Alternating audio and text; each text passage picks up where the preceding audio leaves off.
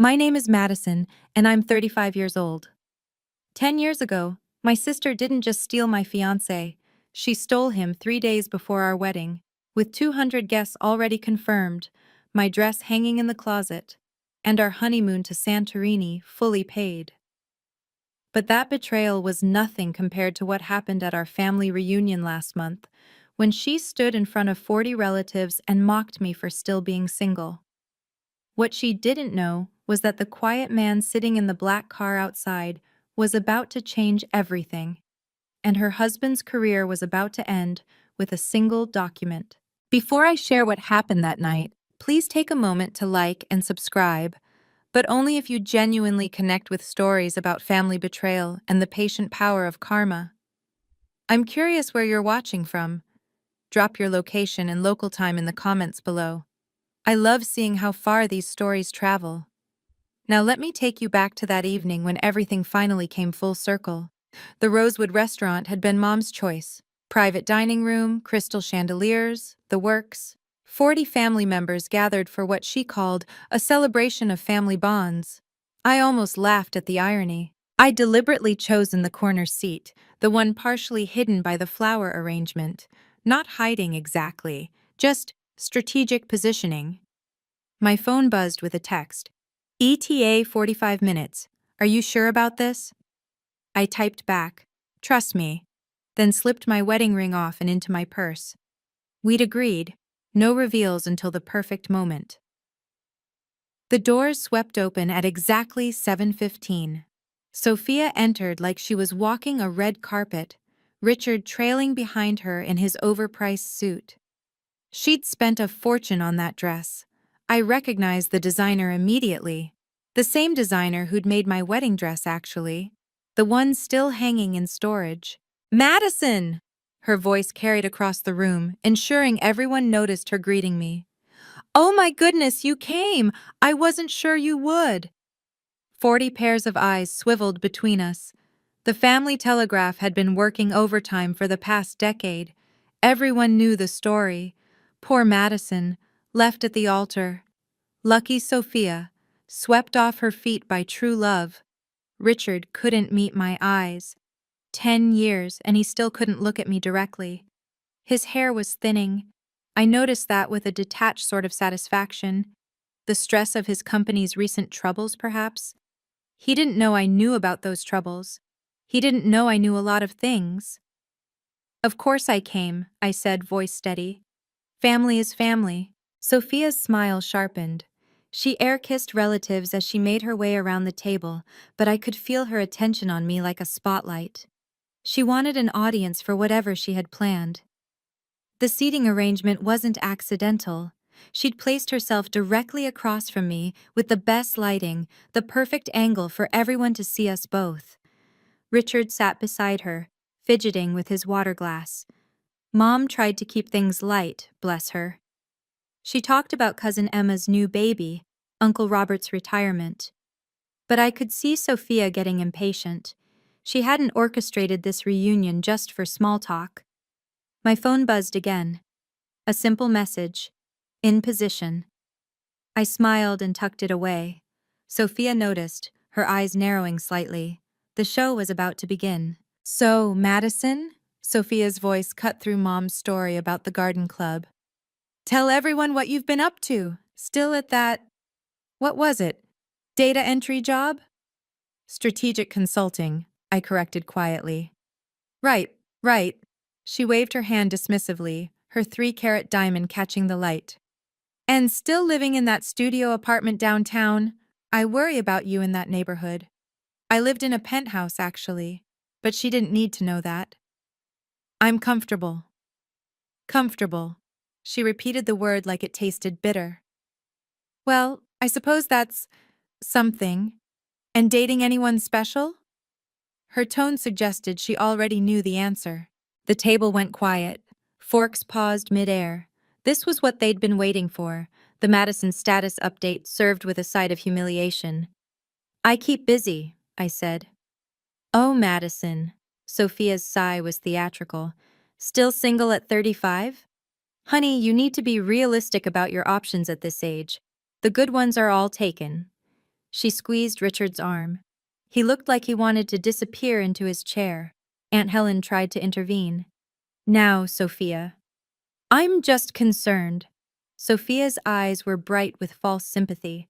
I mean, look around this table. Everyone's paired up except… She let the silence speak for itself. Some women just aren't meant to keep a man interested, I suppose. No shame in that. I felt my phone vibrate. Another text. I didn't check it, but I knew what it said. Almost time. Remember when we were kids? Sophia continued, warming to her theme. Madison always said she'd be married first, had her whole wedding planned by age 12, even had a scrapbook. She laughed, and a few relatives joined in nervously. Life has a funny way of shuffling the deck, doesn't it? Richard finally spoke, his voice barely audible. Sophia, maybe… What? I'm being supportive. Madison knows I only want the best for her. She turned back to me. Have you tried online dating?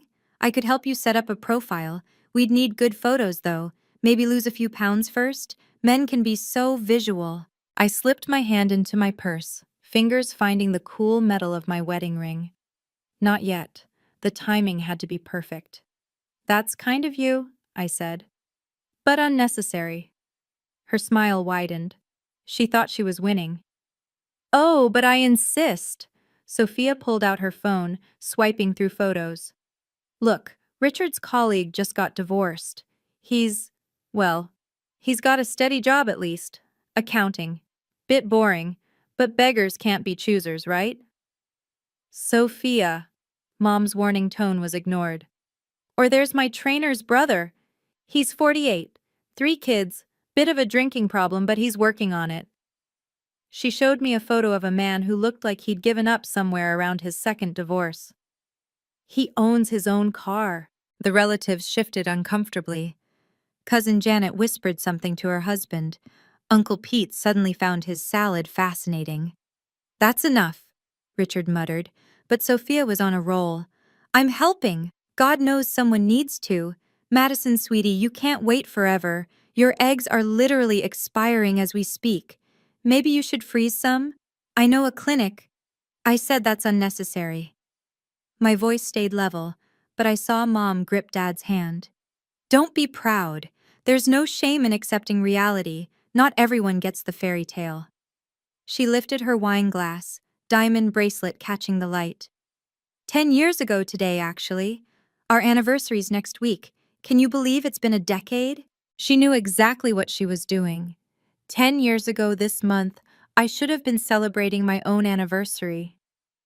Richard surprised me with a trip to Santorini for our honeymoon, she continued, twisting the knife. Wasn't that spontaneous of him? Santorini, where Richard and I had planned to go. On the tickets I'd bought. With the itinerary I'd spent months planning. Richard's face had turned gray. Sophia, please. What? Oh! She pressed her hand to her chest in mock surprise. Was that? I'm so sorry, Madison. I forgot you'd mentioned wanting to go there someday. How thoughtless of me. My phone lit up with an incoming call. The name on the screen made me smile, though I declined the call. One text. 5 minutes out, legal team with me. Expecting someone? Sophia asked, noticing my expression. Actually, yes. Oh my God, did you actually bring a date? Madison, why didn't you say something? Is he parking? Can he not afford valet? She was practically gleaming with anticipation of fresh prey. I stood slowly, smoothing my dress. Excuse me for just a moment. Time to put on my wedding ring. In the bathroom, I stared at my reflection and let myself remember what the last 10 years had really cost me. After Sophia's betrayal, I'd become the family cautionary tale. Poor Madison, whispered at every gathering. Thank God you dodged that bullet, they'd say, as if Richard leaving me for my sister was somehow fortunate. The humiliation had been complete, public, and devastating, and I'd lost more than just a fiancé. Business connections evaporated. Who wants to work with the woman who couldn't even keep her own sister from stealing her man? I'd been passed over for promotions, excluded from social circles, treated like failure was contagious. One potential investor actually told me, if you can't manage your personal life, how can you manage a company? But here's what Sophia never understood.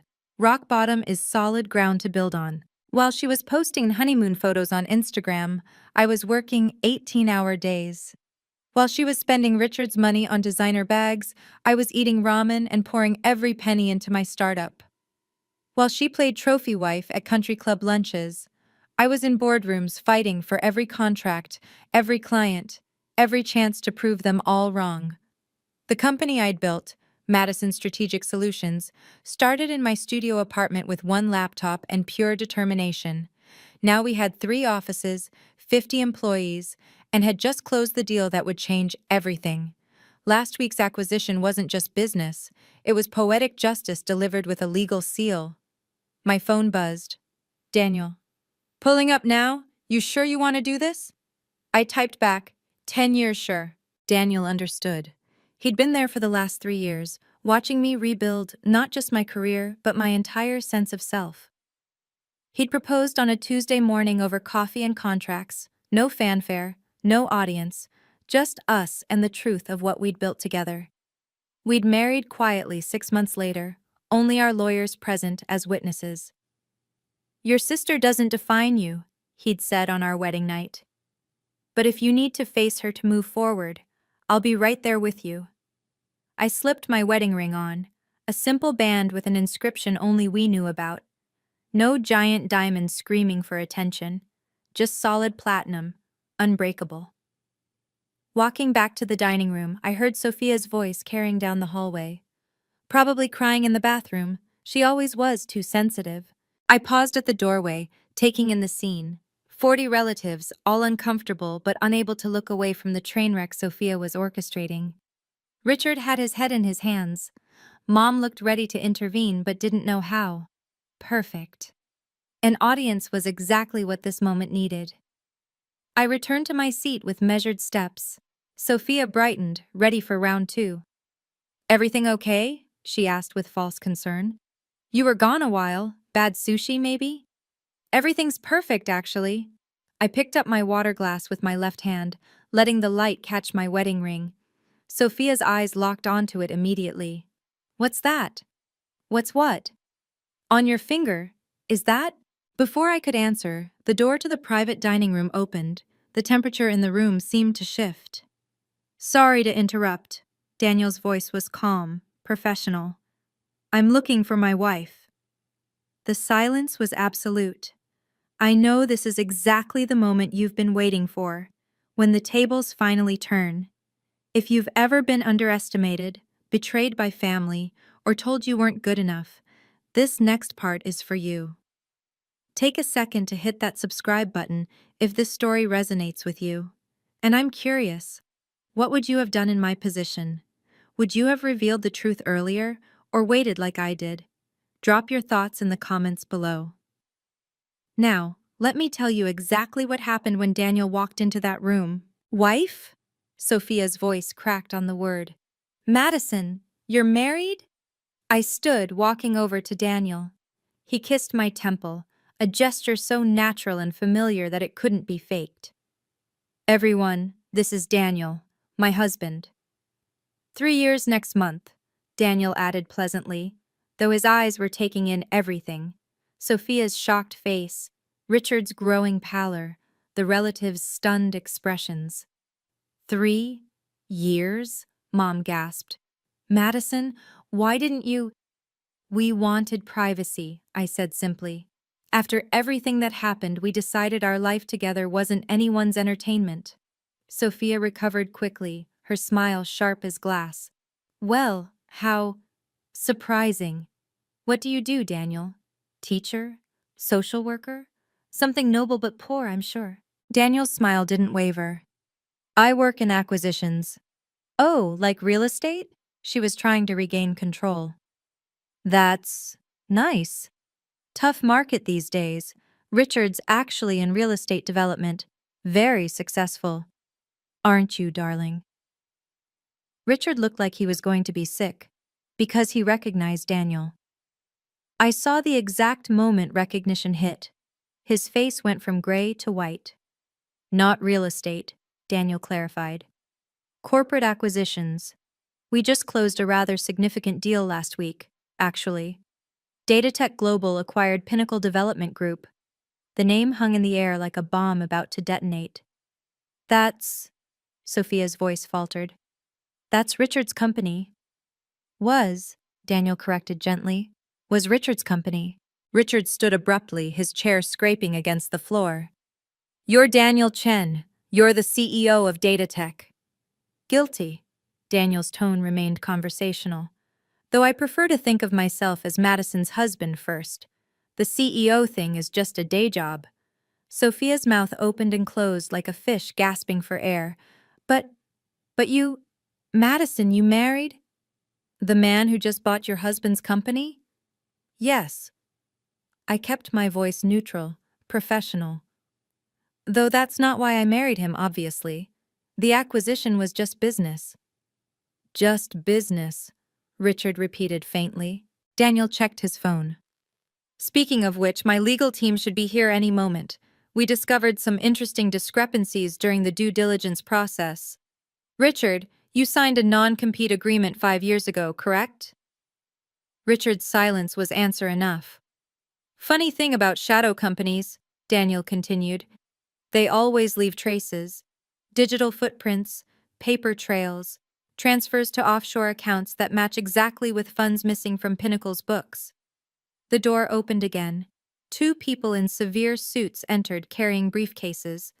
Madison, Sophia whispered. You did this. No, I said quietly. Richard did this. I just married a man who believes in thorough documentation. This is ridiculous. Sophia stood, her wineglass shaking in her hand. You can't just... This is a family dinner, not a business meeting. You're right, Daniel said mildly. Which is why we'll keep this brief. Mr. Morrison? He nodded to one of the lawyers. The lawyer placed a folder on the table in front of Richard. Mr. Hayes, this is your termination notice, effective immediately. Your violations of the non-compete clause, combined with embezzlement of company funds, give Datatech Global full grounds for immediate dismissal without severance. Embezzlement? Aunt Helen gasped. That's a lie, Sophia shrieked, but Richard's face told the truth. $2 million redirected to a shell company in the Caymans, the lawyer continued, all documented, all traceable. Mom stood up. Perhaps we should... No, Sophia pointed at me, her perfectly manicured nails shaking. This is her. She planned this whole thing. She's trying to destroy us out of jealousy. Jealousy? I kept my voice level. Of what exactly? Of what Richard and I have. Of our love. You never got over him choosing me. Richard finally spoke, his voice hollow. He didn't choose you, Sophia. You told him Madison was cheating. You showed him fake texts. He stopped, seeming to realize he was destroying his own marriage. The revelation rippled through the room. Mom's hand went to her mouth. Dad's face darkened. You knew? I asked Richard quietly. You knew she lied, and you married her anyway? The money, he whispered. Her trust fund. I needed it for the company. I was going to tell you after you used my sister's money to build your business? I almost felt sorry for Sophia as understanding dawned on her face. So you both betrayed me, I said.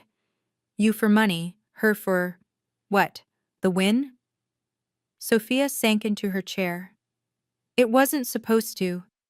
You were always Mom's favorite, always the smart one, the responsible one. I just wanted something that was mine. So you took mine. I turned to Daniel. I think we're done here. Almost, he said. Mr. Hayes, you have 24 hours to clean out your office. Security will escort you. Oh, and the company car, the corporate cards, the country club membership, all terminated. You can't. Our house is mortgaged through the company. Sophia's voice was rising toward hysteria. Then I suggest you start packing, Daniel said simply. The room was silent, except for Sophia's ragged breathing. There's one more thing, I said, reaching into my purse. Since we're clearing the air. I pulled out a business card and slid it across the table to Sophia. She picked it up with trembling fingers. Madison Chen, CEO and founder, Madison Strategic Solutions, she read aloud. What is this? My company. The one I built while you were playing house with stolen goods. I kept my voice conversational. We specialize in helping businesses identify vulnerabilities, inefficiencies, fraud. Understanding dawned in Richard's eyes. You're the consultant, the one who flagged our accounts for audit. Datatech hired us 6 months ago to evaluate potential acquisitions. Imagine my surprise when Pinnacle Development came across my desk. I paused. I recused myself immediately, of course. Conflict of interest. But my team is very thorough. You set us up, Sophia whispered. No. You set yourselves up 10 years ago. I just built something better from the ashes you left behind. Daniel's hand found mine under the table. Madison's company has grown 300% in the last 2 years. We're actually competitors in some markets, though she's beating us in several sectors. You married your competitor? Uncle Pete asked, genuinely curious. I married the woman who challenged me to be better, Daniel corrected. The merger talks between our companies are separate. Madison insisted on independent counsel for that. Merger? Mom finally found her voice. Next quarter, I confirmed. The new entity will be the largest strategic consulting firm on the East Coast. Sophia laughed, but it was bitter, broken. So you win. You got everything. I earned everything, I corrected. While you were spending Richard's money, which was really your trust fund apparently, I was working 100-hour weeks. While you were posting pictures of your perfect life, I was in therapy learning to trust again. While you were mocking me for being single, I was building a marriage based on actual love and respect. Don't pretend you didn't plan this revenge, she spat. 6 months ago, when Pinnacle came up for acquisition, I could have destroyed you both. One word to Daniel, one hint about the personal connection, and he would have walked away from the deal. I stood gathering my things.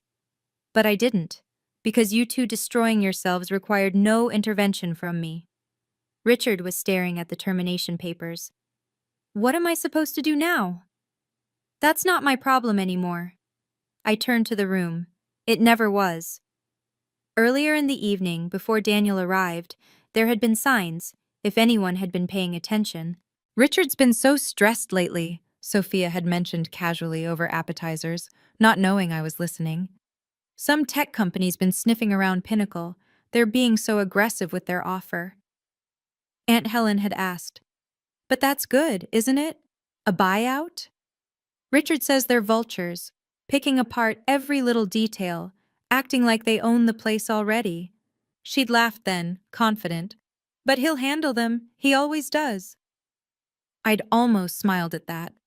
Richard's definition of handling things usually involved creative accounting and hoping no one looked too closely. Then there was the moment when Cousin Marcus, who worked in tech, mentioned Datatech's recent expansion. They're acquiring everything, he'd said. My company's hoping to partner with them. Their CEO is brilliant. Young guy, Daniel Chen. They say he never makes a move without knowing every angle. Sophia had perked up. Chen? That's a common name. Lots of Chens in tech. Not like this one. He's different. Married, apparently, but keeps his personal life completely private. No one even knows who his wife is. I'd sipped my water, feeling my ring hidden in my purse, and said nothing.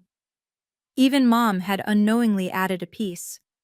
Madison, that consulting firm of yours, do you work with tech companies? Sometimes, I'd answered.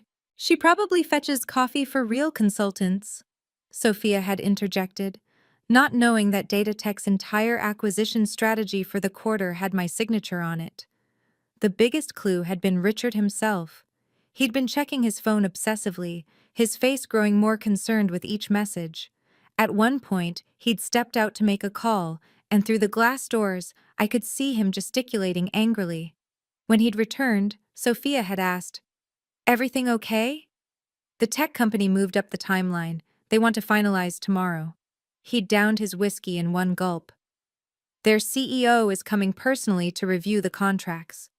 So meet with him, Sophia had said breezily. Charm him like you charmed me. Richard had looked sick even then. I don't think charm works on someone like Daniel Chen. No, I'd thought, watching him squirm. It doesn't. Daniel values honesty above all else. It's one of the reasons I love him. And now, as Daniel's legal team laid out the full scope of Richard's fraudulent activities, everyone could see the truth that had been in front of them all along. The signs had all been there. They just hadn't been looking. Wait! Sophia stood up so fast her chair tipped backward. Madison, please. We're sisters. You can't do this to me.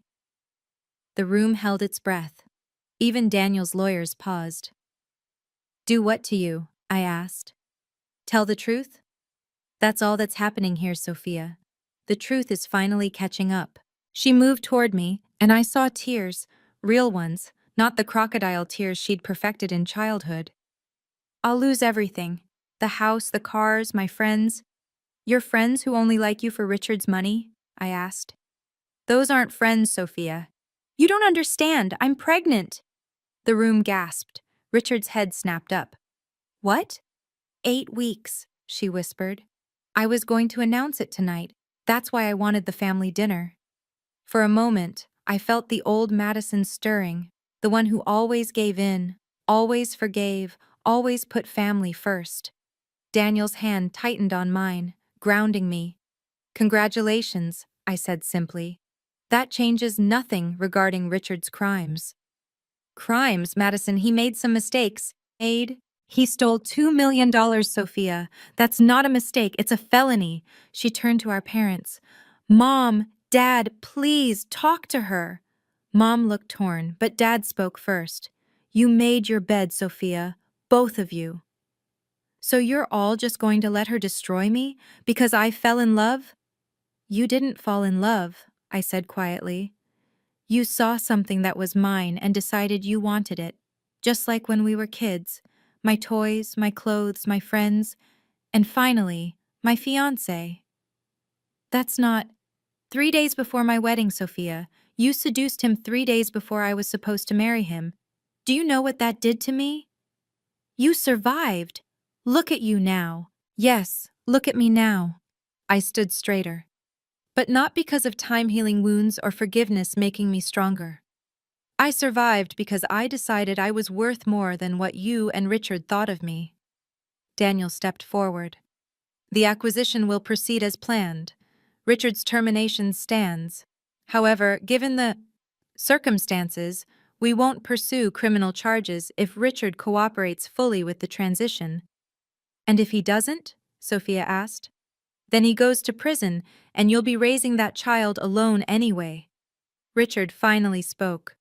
I'll cooperate. Sophia turned on him. That's it? You're just giving up? It's over, Sophia. It's been over since the moment we built our life on a lie.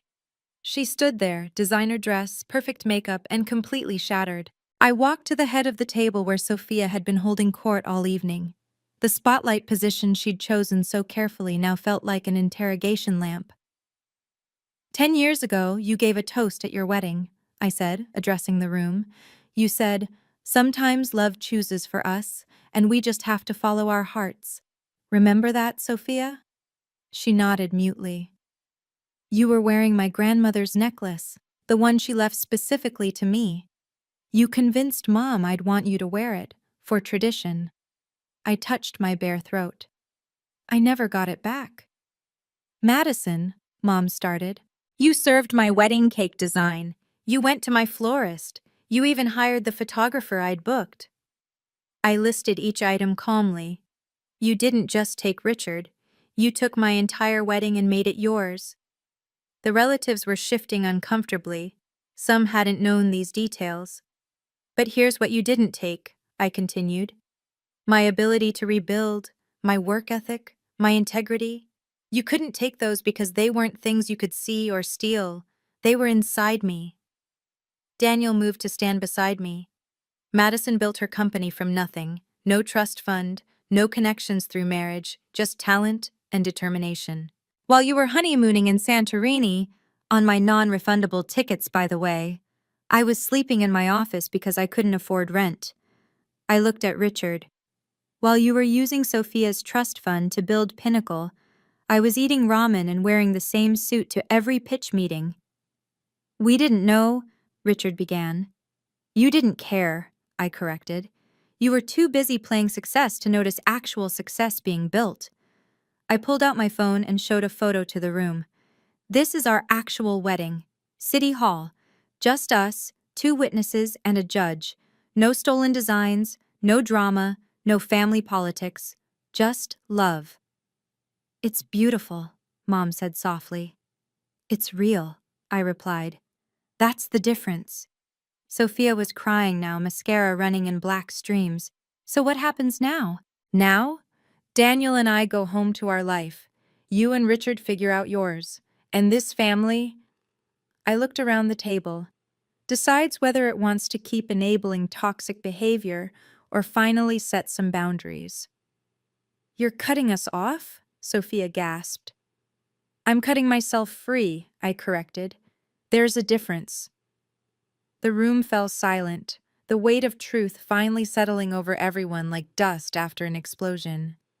This is the moment where everything changes, not just for me, but for our entire family dynamic.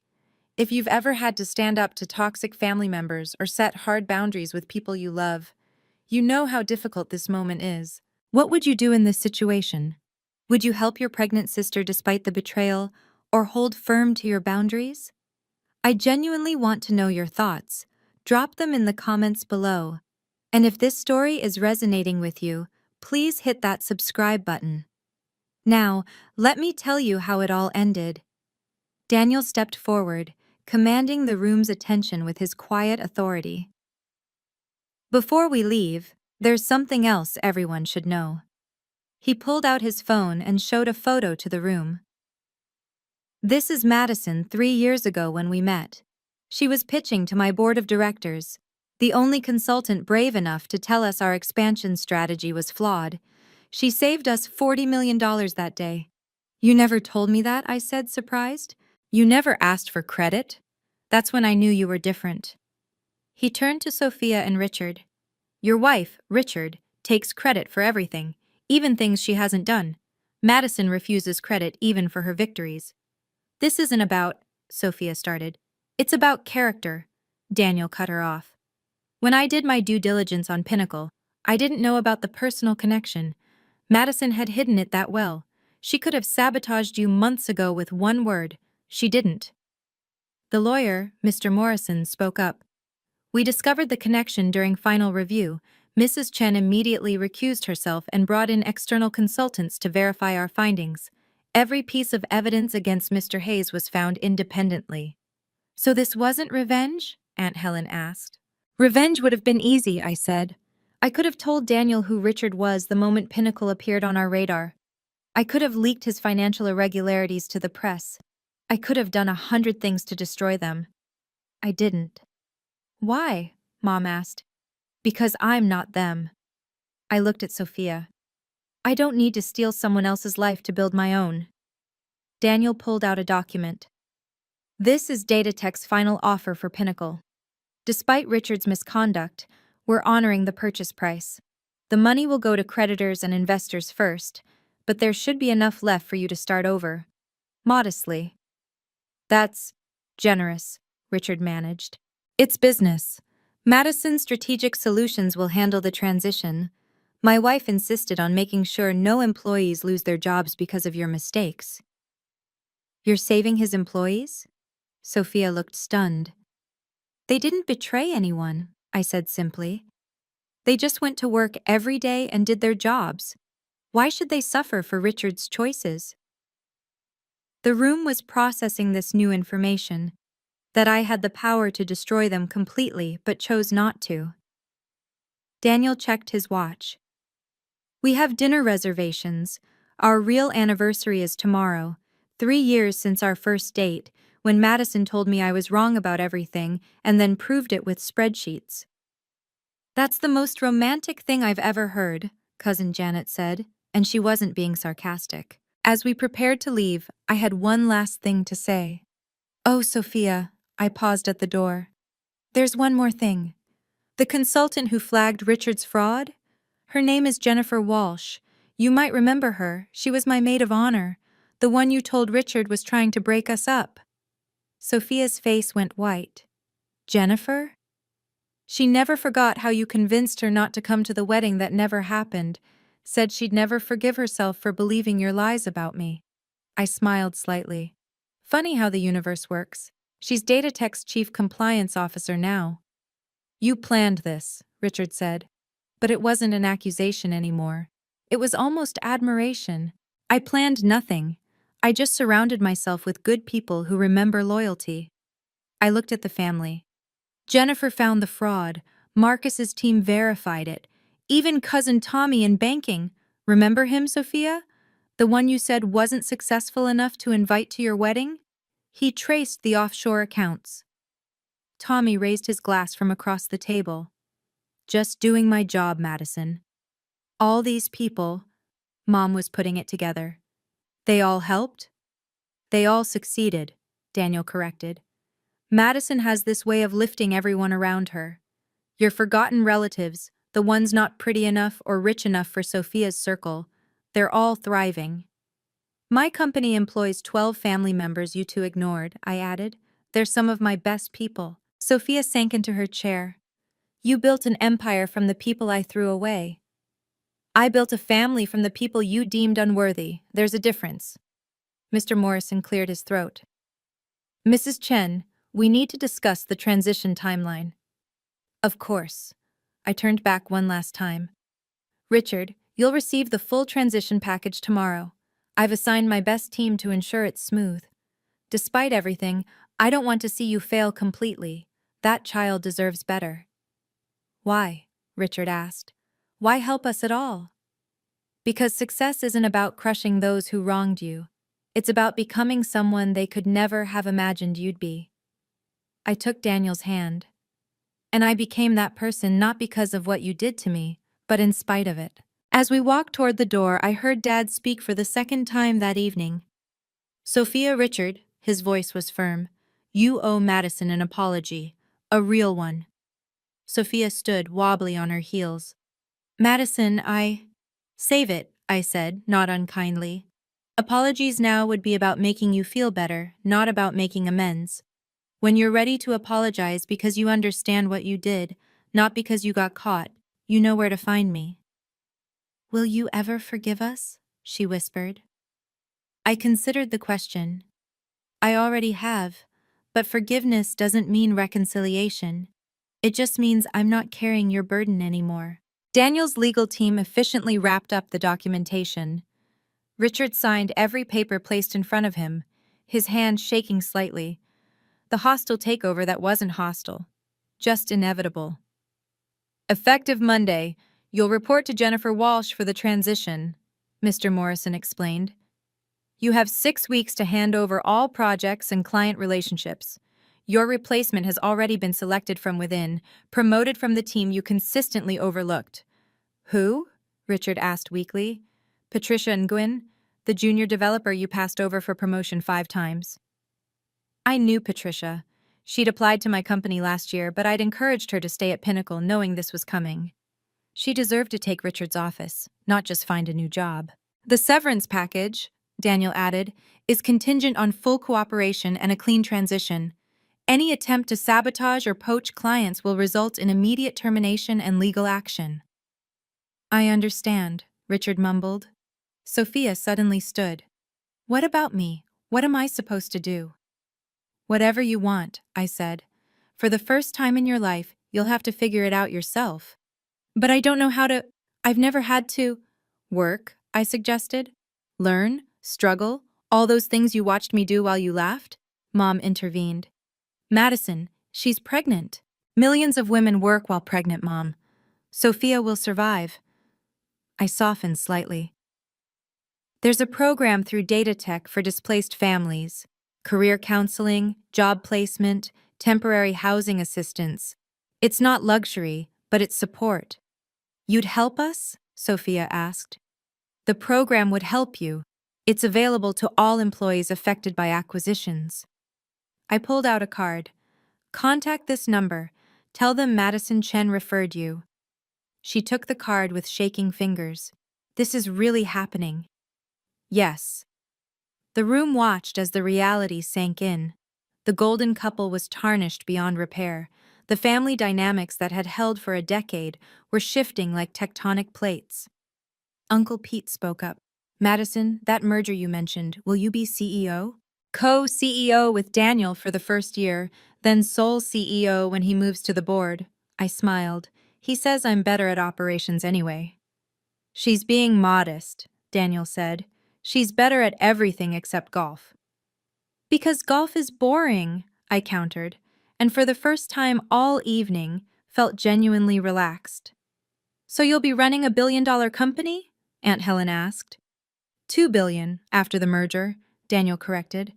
Madison's company is valued higher than mine, better profit margins. I watched Sophia process this, that I hadn't just survived, hadn't just succeeded, but had surpassed every measure of success she'd used to define herself. How? She whispered. How did you do it? One day at a time, one client at a time, one small victory at a time. I looked around the room. While you were curating a perfect life for Instagram, I was building something real. The legal team finished packing up. Daniel nodded to them, and they left quietly. The business was done. All that remained was family. The aftermath was immediate and brutal. I need to sit down, Richard said, and he looked genuinely ill. $2 million. I owe $2 million. That you stole, Daniel reminded him. The fact that we're not pressing charges is a gift. Cousin Marcus pulled out his phone. It's already on the business news. Datatech acquires Pinnacle Development in surprise takeover. Madison, your name is mentioned as lead consultant. Sophia grabbed the phone, reading rapidly. Her face crumbled. Everyone will know. All our friends, the country club, everyone. Your friends already knew Richard was in trouble, Aunt Helen said quietly. We all heard the rumors about Pinnacle's financial issues. We just didn't say anything. You knew? Sophia spun around. You all knew and didn't tell me? What would you have done? Dad asked. You wouldn't have listened. You never do when it comes to Richard. The family telegraph that had spread gossip about me for 10 years was already working in reverse. Phones were coming out, texts being sent. By morning, everyone in our extended network would know. The country club membership was in the company name, Richard realized. The cars too, even our credit cards. You have personal accounts, surely? Mom asked. Richard and Sophia exchanged a look that said everything. We lived off the corporate accounts, Sophia admitted. Richard said it was tax efficient. It was fraud efficient, I corrected. Harder to track personal expenses hidden in corporate spending.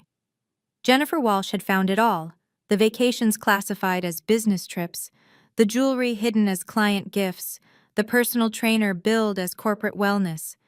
Every luxury they'd flaunted had been stolen twice, once from me, once from the company. Where will we live? Sophia's voice was small. There's a 2-bedroom apartment included in the transition package, Daniel said. 6 months paid, then you're on your own. An apartment? She said it like it was a foreign word. It's nice, I said, in a safe neighborhood. Good schools nearby for the baby. You checked? I check everything, Sophia. It's why I'm successful. Tommy spoke up from his corner. I can help with financial planning, budgeting, debt management. It's what I do. The cousin you didn't invite to your wedding wants to help you, I pointed out. That's the difference between real family and the one you tried to create. Sophia was crying again, but these tears felt different, cleaner somehow, like she was finally washing away the facade. I don't know how to be poor, she whispered. You're not poor, I said firmly. You're starting over. There's a difference, and starting over is something I know everything about. Daniel pulled up something on his tablet. Let me be very clear about the numbers so there's no confusion later. He showed the screen to Richard and Sophia. Pinnacle Development sold for $30 million. After debts, taxes, and the fraud repayment, you'll receive approximately $300,000. That's all? Richard's voice cracked. That's generous, Daniel corrected.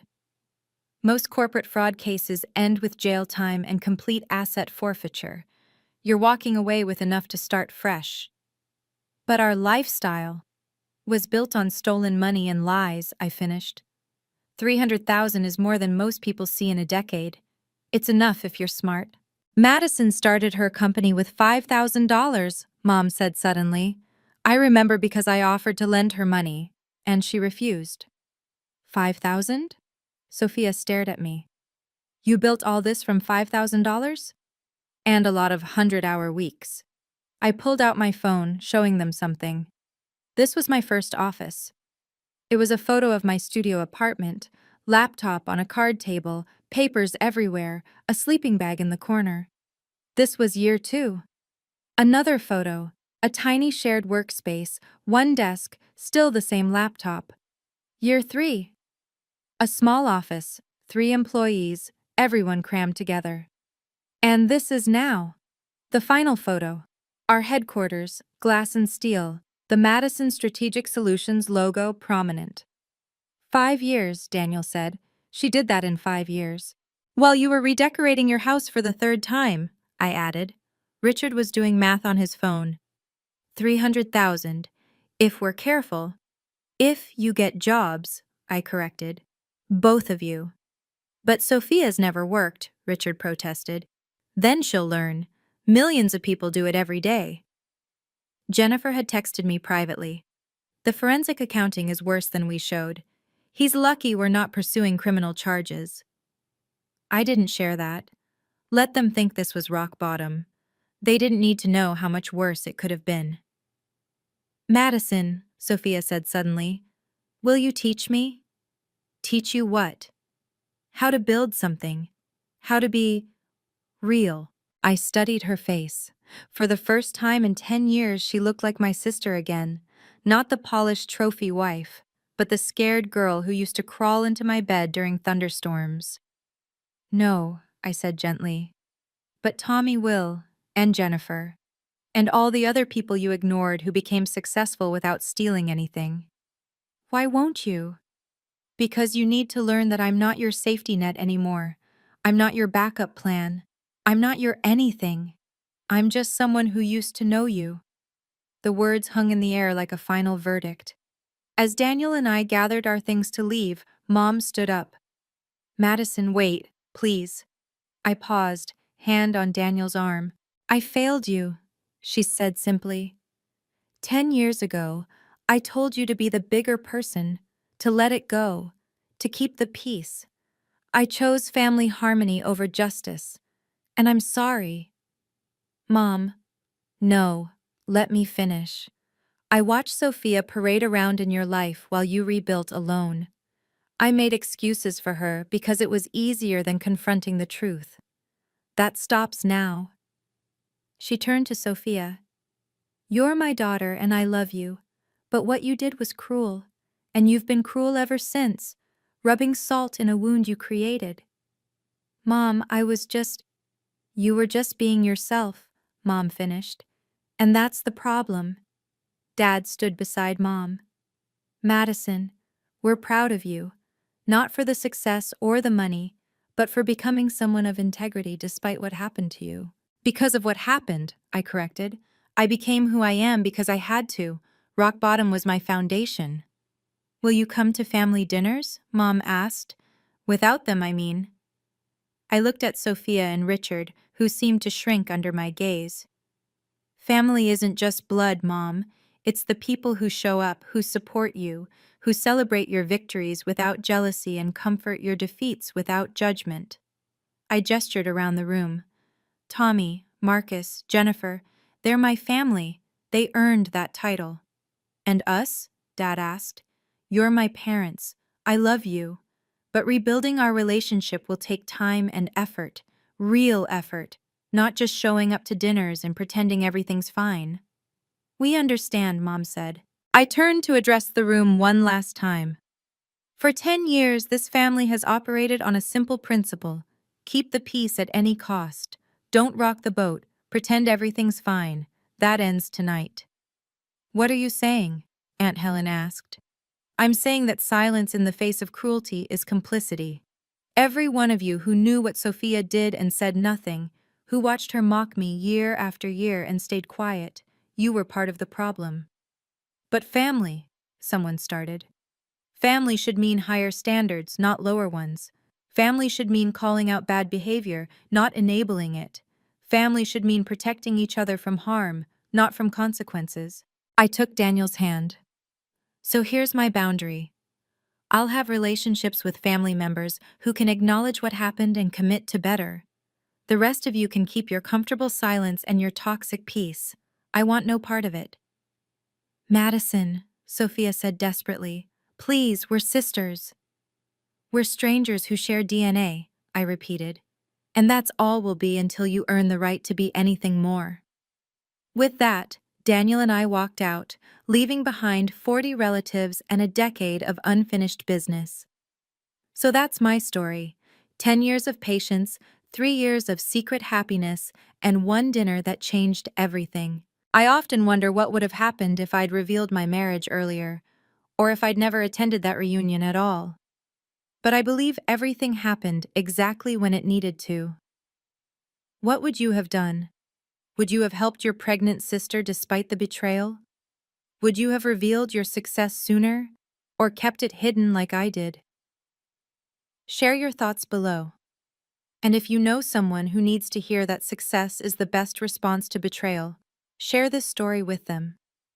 Sometimes the best revenge isn't revenge at all.